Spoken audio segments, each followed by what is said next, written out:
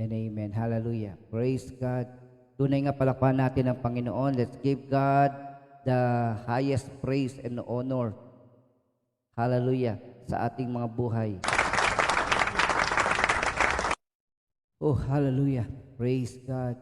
Nasa chapter 3 na ho tayo ng Job. Kahapon pinag-usapan natin that Job accepted what happened sa kanyang buhay. Ang kapatid, napakabigat talaga ng situation ni Job. Tunay nga, sino ba naman ang hindi magkaroon ng matinding kalungkutan? Kaya nga sabi nga ng pinuntasan ng kanyang mga kaibigan, 7 days, hindi sila nagsalita, binigyan nila ng espasyo si Job, hindi nila kinulit, So, nagsimpati sila kay Job sa nangyari. Sabi nga, nakita talaga nila ang malaking pagbabago na halos di nila makilala si Job. At tunay nga, nararamdaman nila yung bigat ng dinadala dahil sa mga hindi magandang pangyayari sa buhay ni Job. Mga kapatid, huwag natin kalilimutan na ang suffering o kahirapan na dinanas ni Job ay hindi dahil sa kasalanan.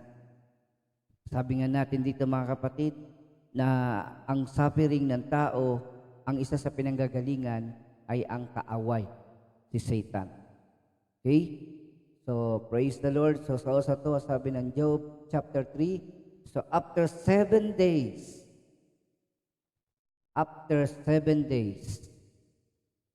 si Job ang unang nagsalita. Ang sabi dito, pagkaraan ng matagal na pananahimik, nagsalita si Job. Sinumpa niya ang araw ng kanyang pagsilang. Mga kapatid, day 1 and day 2, hindi po nagkasala si Job. Hindi niya sinisi ang Diyos. Ngayon, ang chapter 3, hanggang sa mga susunod na kabanata, ay makikita natin ang palitan ng tinatawag nating isang debate tungkol sa nangyari sa buhay ni Job. Makakausap niya dito ang kanyang mga kaibigan. So sa unang pagkakataon, si Job ang nagsalita at ibinuhos niya ang nilalaman ng kanyang damdamin. Ipinahayag niya ang sakit na nararamdaman niya. At sabi nga dito, sinumpa niya ang araw ng kanyang pagsilang.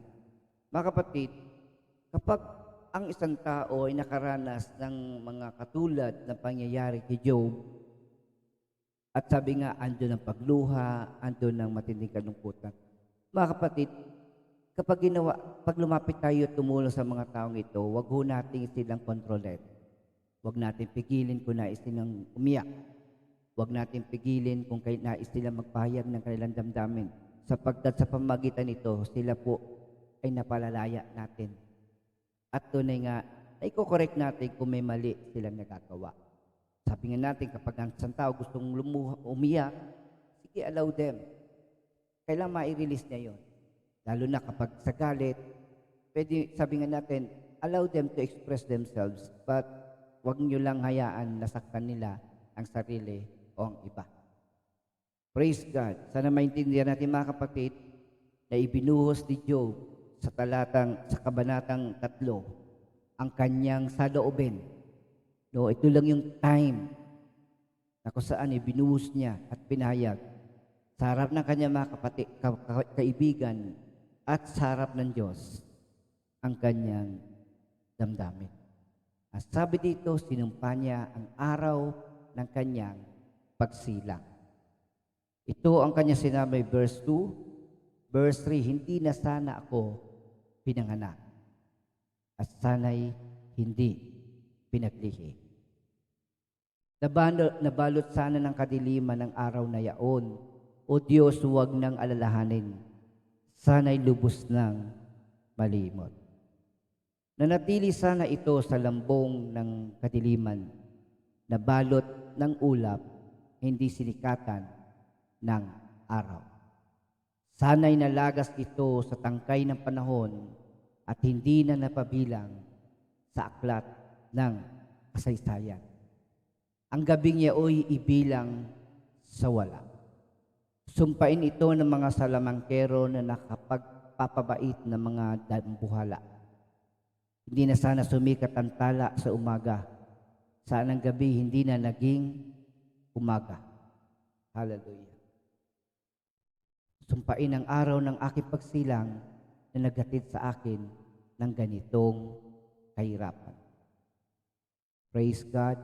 Bakit di pa ako namatay sa tiyan ng aking ina o kaya nung ako'y isilang niya? Bakit kaya ako ay pinaghele pa, naruga, inalagaan, binuhay sa dibdib niya? Ang aklat ng Job ay isa sa tinatawag nating wisdom book or mga poetic book, no? Katulad ng Psalms, no, ng Ecclesiastes, mga ngaral at Proverbs, Song of Solomon. Ito po ay hindi narrative, kundi ito ay sa anyong patula, poetic. Okay?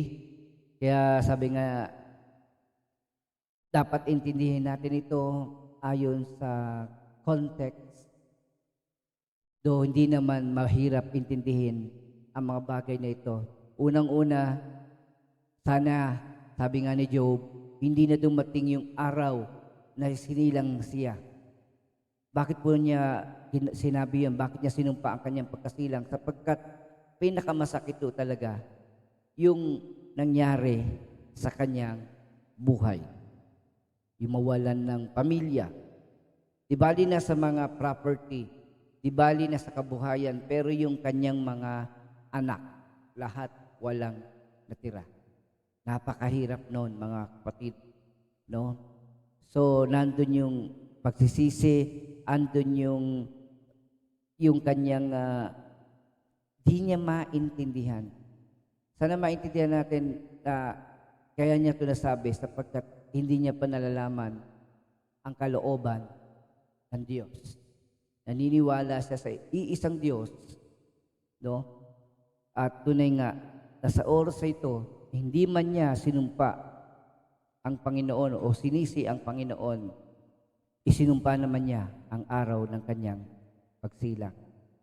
Sana nga daw hindi na dumating. Sana nga daw hindi na siya na isilang. No? Sana hindi niya nasaksihan ang nagganap sa kanyang buhay. Sabi nga natin mga kapatid, madaling sabi sa tao, minsan lang nangyari yan sa buhay mo, mas marami ang liwanag, mas marami ang araw na pinagpala ka ng Diyos, ipagpasalamat mo yun. But I tell you brothers and sisters, hallelujah, maaring mali ang ginawa niyang pagtumpa sa kanya sa araw ng kanyang pagsilang. Pero kung tayo rin ang tatanungin, sana nga naman, no? Kung ikaw naman ang maiiwan sa mundong ito, nagdurusa sa pagkawala ng mahal mo sa buhay, baka isipin mo rin na sana kunin na rin ang iyong buhay. Kahit sino man sa atin na nakaranas ng kamatayan ng isang mahal sa buhay, sa pamilya, ganito rin, marami tayong tanong, marami tayo na sana hindi na natin naranasan, hindi na natin nakita, no? So sana tayo na ang nauna kaysa naman makita natin na ang mga mahal mo sa buhay ay nawala sa iyong harapan, sabay-sabay. Hallelujah. Ang ikalawa dito ay ang kamatayan. Hindi lang niya sinumpa ang araw ng kanyang pagsilang, kundi ninais niya na rin na mawala sa mundong ito. Parang nakikita niya na ang kamatayan ay siyang tugon sa kabigatan na kanya nararanasan nung mga araw na yaon.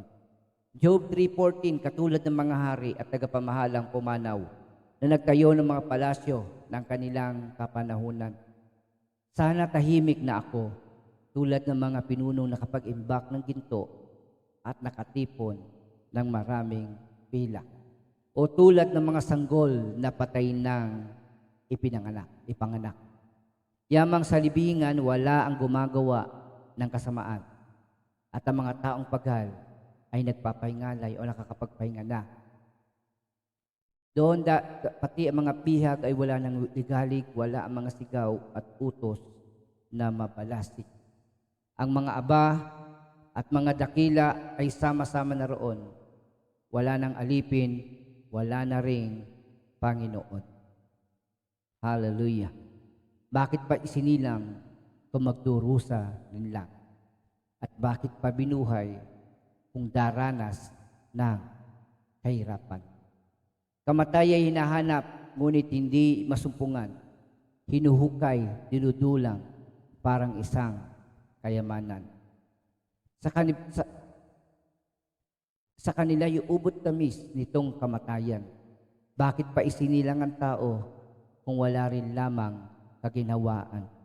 Bagkus hirap kabi-kabila ang nararanasan. Ang kinakain ko'y hirap at tiisin, ang aking inumi mga daing na di papigil.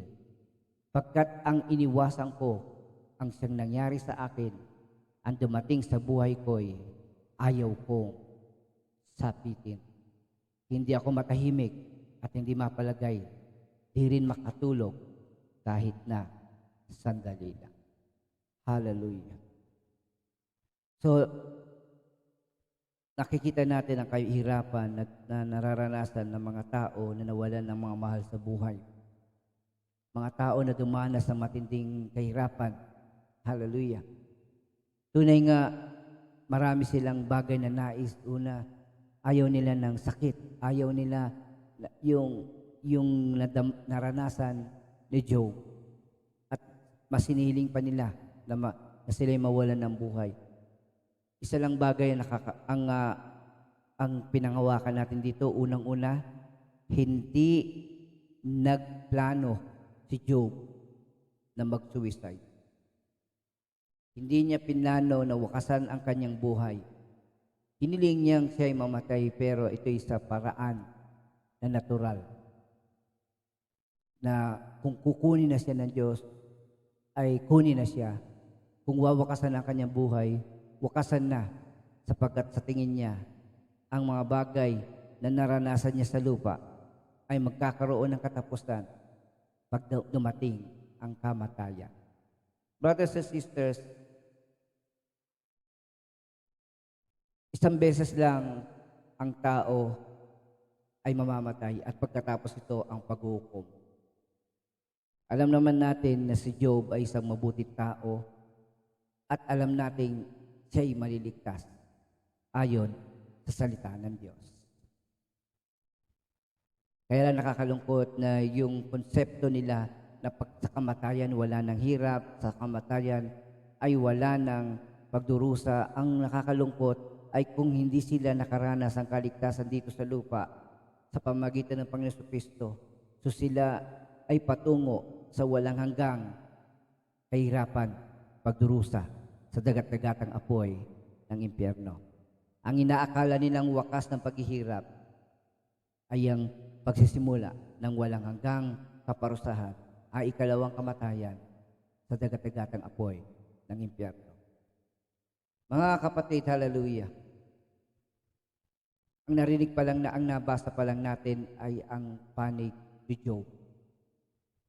Patuloy lang natin tingnan ang mga salitang ito. Ilagay natin ang ating sarili kay Job na tunay nga napakabigat.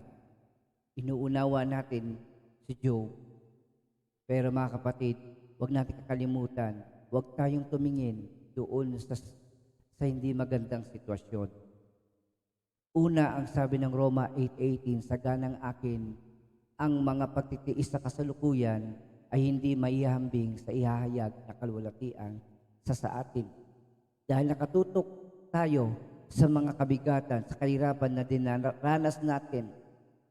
Kung tayo ay may tunay na pananalig sa Diyos, alam natin na kahit anumang kahirapan ang dumating sa buhay natin, may nakalaan na plano ang Diyos kung paano tayo ililigtas sa mga sitwasyon na yan. Kaya nga sa chapter 3, ang summary, una-una, ito ang naging saloobin ni Job. Inilabas niya ang kanyang damdamin. Number 1, he cursed the day of his birth. Number 2, he desired to die. Gusto niya nang mawala sa mundong ito. And number 3, he regret that he is still alive. Sabi nga, nalulungkot siya na siya ay nabubuhay pa at nakita niya ang matinding kahirapan na kanyang dinanas at nagbigay sa kanya ng matinding kalungkutan at hirap sa kanyang buhay. Brothers and sisters, the main reason kung bakit ganito ang nangyayari sa buhay ng tao, wala pa tayo sa kaharian ng Diyos. John 16:32, darating ang oras at ngayon na nga na magkakawatak-watak kayo, magkakanya-kanyang lakad kayo at iiwan niyo ako, gayon may hindi ako nag-iisa sapagkat kasama ko ang Ama. Ito ang sabi ng Panginoong Jesucristo, na sa lahat ng bagay, maging pamilya, iiwan at iiwan tayo. Sa lahat ng pagkakataon, ang inaasahan natin ay hindi natin maaasahan. Tanging ang Diyos lamang ang ating magiging sandigan, ang tapat hanggang wakas, ang nag-iingat at nagmamahal sa atin na hindi nagbabago. Yan ang ating Diyos. Sabi ng 16:33, sinasabi ko sa inyo upang kayo magkaroon ng kapayapaan sa pakikipag-isa sa akin. Mayroon kayong kapigatian dito sa sanlibutan. Ngunit laksan niyo ang inyong loob na pagtagumpayan ko na ang sanlibutan. Hanggat nasa mundo tayo, hanggat maraming tukso, pita ng laman, dahil hinahangad ng tao, nag-iimbot siya sa mga bagay na hindi kanya, ninanais niyang mapa sa kanya ang lahat ng bagay na wala sa kanya. Aanin mo kung makamtan mo man ang lahat ng kayamanan sa buong mundo, ngunit ang kapalit naman nito ay ang iyong kaligtasan. Walang kahit pagsama-samahin ng kayamanan ng buong mundo ay hindi sapat para sa katubusan ng kaluluwa ng isang makasalanan. Kaya brothers and sisters, hallelujah, hanggat nandito tayo sa mundo, suffering, trials, difficulties, and challenges, nandiyan pa rin yan. Magwawakas lang yan kapag tayo ay nasa kaharian na at kapiling na natin ang ating Diyos at ang ating Ama. Hallelujah. Sabi dito, sa mundong ito magkakaroon tayo ng maraming kapigatian. Pero sabi dito, lakasan natin ang ating loob sapagkat napagtagumpayan na ng Panginoon. Dinaanan na ng Panginoon ang hirap na yan. Kaya siya ay makatutulong sa atin na unawaan niya ang kabigatan, ang sakit ng pagdaan sa mga kapigatian na yan. Kaya tayo ay kanyang matutulungan. Huwag natin kakalimutan, hindi niya tayo iiwan, ni pababayaan man. Yan ang pangako sa atin ng Diyos, kasama natin siya hanggang sa wakas ng mundong ito. Heavenly Father, O God, dalangin ko po, Lord, na buksan mo po ang aming mga spiritual eyes at makita namin ang mabuti mong layunin. Na pinapayagan mo ang mga bagay-bagay na kahirapan, kapigatian sa aming buhay upang kami mabago at makita namin, Panginoon, ang iyong kapangyarihan. Maranasan namin ang iyong pag-ibig at katapatan, Panginoon. Tunay nga, O Diyos, lahat ay magagawa namin sa tulong ng Panginoong Jesucristo. Tunay nga, higit na mas malakas, siya na nasa aming buhay kaysa siya na nasa sanlibutan ito. Lord, the devil has no authority, no legal authority over our lives. Lord, our lives belong to you. Kami, Panginoon, ay sa iyo. At dalangin ko po, Lord, ang buhay na binigay mo sa amin, ang oras at araw na binibigay mo sa amin, ay gamitin namin na may katapatan para sa pagluwalhati at pagpapahayag sa iyo, Panginoon, ng pasasalamat at pagpapahayag ng katotohanan sa lahat. Salamat po ng marami at sa araw na ito, Lord, handa mo ang aming puso at isipan. Huwag mo pong hayaan na kami magkasala o matokso ng kaaway at malinlang sa mga kasinungalingan ni Satanas sa pangalan ng Panginoon Jesucristo, Lord. Maging mapagbantay kami, O Diyos, at ang aming puso't isipan ay lagi namin lagyan, Panginoon, ng mga kapahayagan mula sa iyong mga pangako. Panghawakan namin, panaligan namin, sapagkat ikaw ay tapat sa mga pangakong binigay mo, gagawin mo ang lahat ng iyon. Salamat po ng marami, Lord, at we pray, Lord, na sa araw na to, ang kalakasang physical at spiritual ay taglayin namin. At sa pangalan ng Panginoon Kristo, suotin namin ang kumpletong baluti ng Diyos upang mapagwagyan namin ang lahat ng atake ng kaaway o lahat ng mga kasamaan sa mundong ito. Salamat po ng Ama, pinagkakatiwala namin ang aming buhay, lahat-lahat. And we also pray, Lord, sa mga kapatiran namin, Ama, na sa kasalukuyan, Lord, ay dumaranas, Panginoon, ng pagsubok na tunay nga, Lord, na sila'y kumakarap, Panginoon, sa mga legal problem, Lord, mga problemang legal, Lord. Dalangin ko po, Diyos, na sila, O Panginoon, ay makatanggap ng katarungan, makatanggap, Panginoon, ng iyong pagliligtas, makatanggap, Panginoon, ng iyong pagkilos, O Diyos. Huwag mo pong hayaan, Ama, ng iyong mga anak, Lord, ay tunay nga maparusahan sa mga bagay na hindi nila ginawa, sa mga kasalanan na hindi nila nagawa sa buhay nila. Lord, ikaw ang aming katarungan, ikaw ang aming Panginoon at tagapagtanggol, Panginoon. Sa pangalan ng Panginoon Kristo, alalahanin mo ang iyong mga anak na ngayon ay nasa gitna, Panginoon, ng mga legal battle. In the name of Jesus, we also pray, Lord, hallelujah, na sa araw na ito, Panginoon, ang tagumpay mo ang makamtan ng lahat na nagtitiwala sa iyo. Sa pangalan ng Panginoong Jesucristo, amen and amen. Hallelujah. Palakpakan po natin ang ating Diyos na buhay. Salamat po na marami sa pagtunghay at tunay nga, mga kapatid, ulitin ko, hallelujah, na hindi maganda na sumpain natin ang ating pagsilang sapagkat lumalabas, nilalimutan natin ang kabutihan na naranasan natin mula sa pagsilang hanggang sa panahon ng kasalukuyan.